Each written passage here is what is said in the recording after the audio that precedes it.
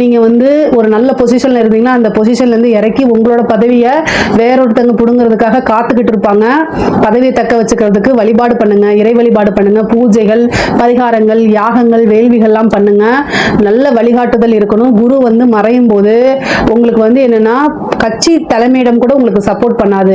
ஏதாவது ஒரு அலிகேஷன் வைக்கிறாங்க அப்படின்னா கட்சி வந்து உங்களுக்கு நீங்க அவங்களுடைய ஆளுன்னு சப்போர்ட் பண்ணணும்ல, அந்த சப்போர்ட்டை கூட இழக்கிறதுக்கு உண்டான அமைப்புகள் இருக்கு. அதனால கவனம், கூடுதல் கவனம் தேவை. தேவைப்பட்ட என்னை கான்டாக்ட் பண்ணுங்க, கட்டாயம் உங்களுக்கு வழி நடத்துறேன். நான் என்ன பூஜை பண்ணணும், பரிகாரங்கள் பண்ணணும் அப்படின்னு உங்களுக்கு நான் சொல்லி கொடுக்குறேன்.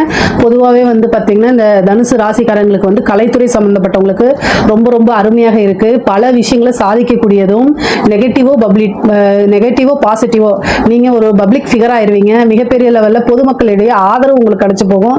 காசு பணத்தை சம்பாதிக்க முடியும். வெளிநாடுகளுக்கு போகக்கூடிய அமைப்புகள் இருக்கு. தனுசு ராசிக்கு வந்து வெளிநாட்டில் போய் வேலை பார்க்கக்கூடிய யோகம் இந்த வருடம் இருக்கு. இதை ட்ரை பண்ணீங்க அப்படின்னா கட்டாயம் நீங்கள் போக முடியும். பொதுவாகவே தனுசு ராசிக்கு பொருளாதார வாழ்க்கை ரொம்ப சிறப்பா இருக்கு. குடும்பத்துல வந்து சப்போர்ட் கிடைக்காது. உங்களுடைய டென்ஷனை வந்து வீட்டுக்குள்ள காமிச்சிடாதீங்க. வெளியில போகும்போதும் சரிங்க, வீட்டுக்குள்ள போகும்போதும் சரி, நிறுத்தி நிதானமா இருக்கணும். பொதுவாகவே நீங்க இந்த வருடம் முழுவதுமே வந்து ஒவ்வொரு முடிவு எடுக்கும் போதும் நிதானமா எடுங்க. மெடிடேஷன் அதிகமாக பண்ணுங்க, யோகா பண்ணுங்க. மனசை வந்து நல்லா அப்படியே ஸ்ட்ராங்காகவும் பாசிட்டிவாகவும் வச்சுக்கணும்.